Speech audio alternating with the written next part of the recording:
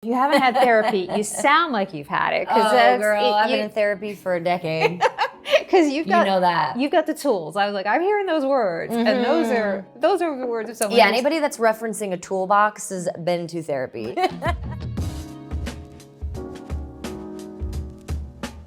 Welcome to Salon Talks. I'm Mary Elizabeth Williams, and this super cool lady next to me is Meghann Fahy. She is an Emmy-nominated actor and singer. I saw you on Broadway.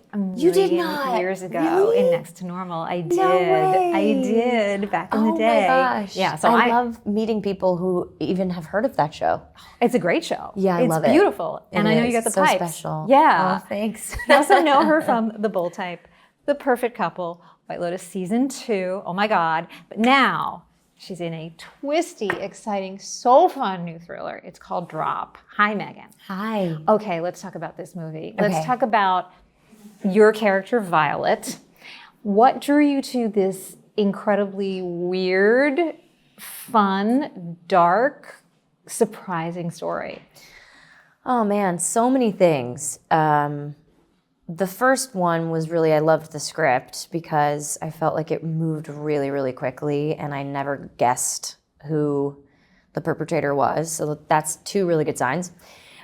Chris Landon, the director, who I was a fan of before that, I just thought, this is my first sort of foray into the genre. And I couldn't think of a better director to have embarked on that journey with. And then I loved the character of Violet. I loved the journey that she goes on. I love that when you meet her, she's kind of, a little bit shy, kind of inside of herself a bit, unsure of herself a lot. And then over the course of the film, you kind of watch her become her own hero and save her family. And I just sort of loved all of those things.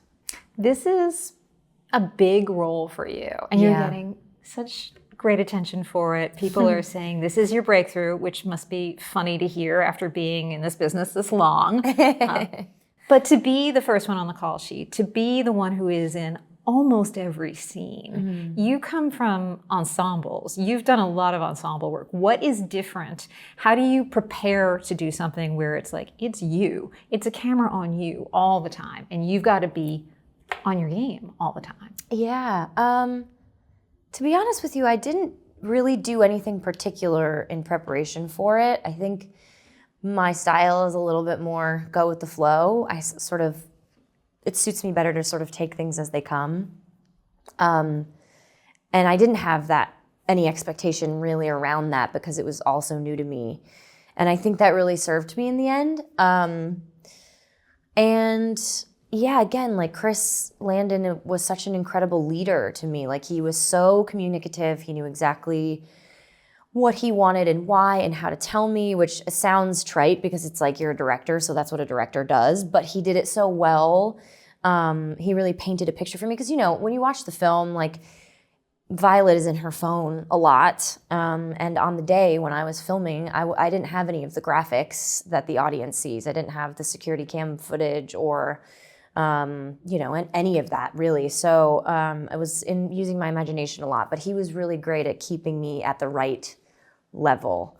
So yeah, it was kind of all of that stuff. All of that. And then it is such a fun movie. It is absolutely fun. There's no getting around that. But it is not and it's very surprising, and there are lots of red herrings, and there are lots of MacGuffins. It's got them all. MacGuffin, I like that word. It's got a MacGuffin. It's a Hitchcock. I've never heard that word before. It's a Hitchcockian word. Woo! Yeah, and it's a Hitchcockian film, I would say. It's very Hitchcockian. Yeah, that was a big influence for Chris. Yeah. We talked about that a bunch. And it's very Kubrickian, too. It's the hallways, the tracking shots.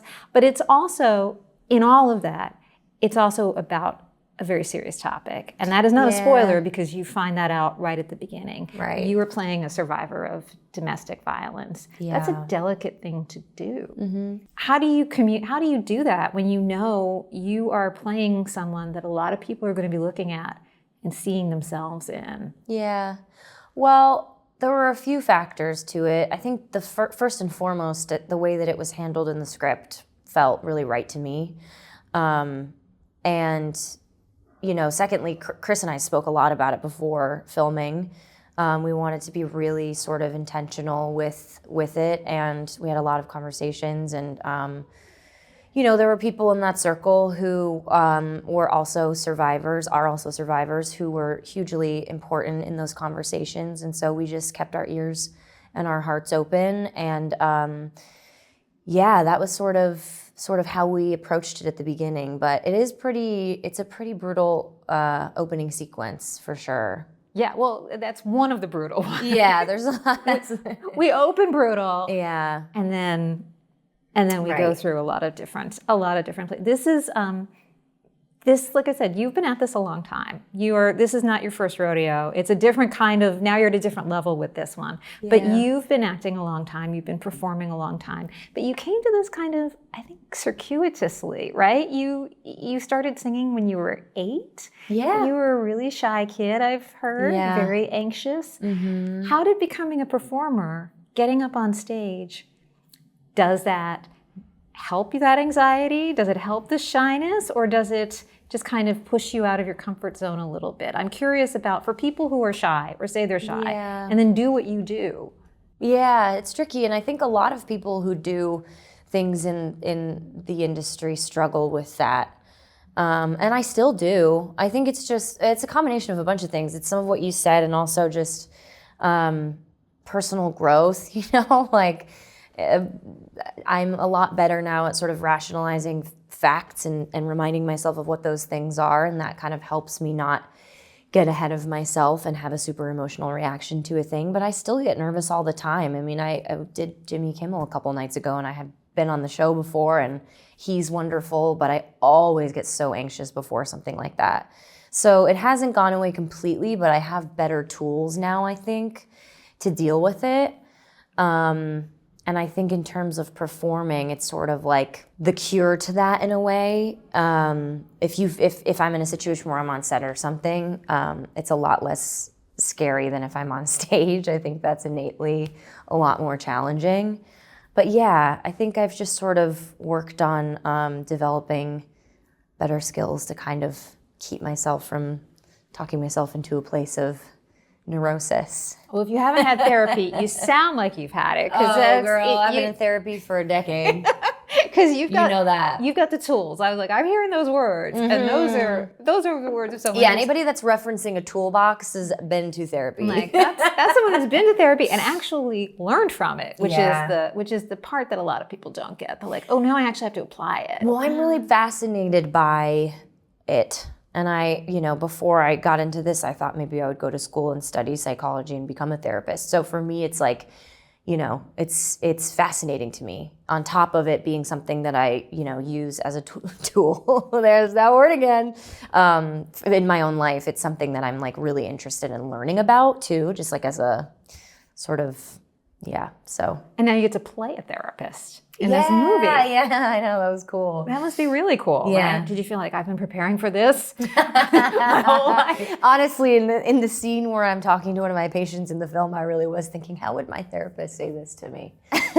Very similar, right? Yeah. No, I love that. And then you get on Broadway pretty young. I mean, you get cast in the second string, right? You're in the standby for yes, I was the understudy for a while, and then you take the lead for a long time. But yeah, you're young at this point. You're still pretty young. Yeah, I was 19 when I took over the role. When you're starring on Broadway, which is a big deal, Meghann. Mm-hmm. But it's not overnight success. It's not everything goes away and it's better. You had to go back to then after that waiting tables. Oh yeah. And you were a nanny. I was. I loved that. I know. I've heard you say that that's the best job in the world. Okay. Yeah. As a parent, what makes that? Because I would love to feel that the people that I've hired in my life love it. Yeah. So what do you love about it? God, that has to be so scary. Yeah. Well, just like leave your kid with somebody and not fully know. I mean, your character is the babysitter, it's her sister, but still to leave your kid. Yeah.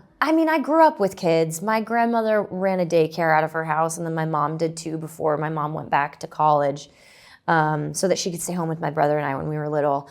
So, I mean, I was like, feeding babies bottles and changing diapers when I was like a toddler myself. And so I've always had this like incredibly maternal side of me. So it's a spot that I, have sort of just always been comfortable in. And I think kids are just amazing. And I think what an incredible way to spend your time, other than some other, because I've had other jobs that have felt like so sort of, going through the motions or whatever. But all the kids that I ever nannied were incredible and so fascinating, and I felt like I was learning from them and they were learning from me. And plus, you're going on adventures. If you're doing it in New York, you're like picking them up and taking them on the train to go downtown to like some cool lesson or to a birthday party where you're seeing them play with other kids. And like, I don't know, I just felt like when I wasn't on a set or a stage or whatever, it was so fulfilling to me to be a nanny.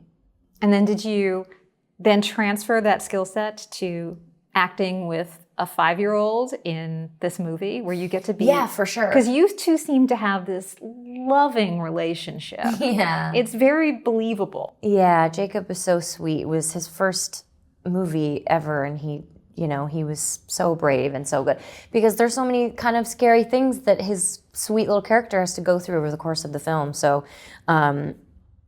But yes, 100%. I've worked with kids a lot in my career, and I do think that a lot of those things have been heavily informed by all of the years that I spent being around kids and loving them, And you talk about your career, which is lengthy at this point. You've got a nice long IMDb resume, getting longer all the time. You are out there booking right now.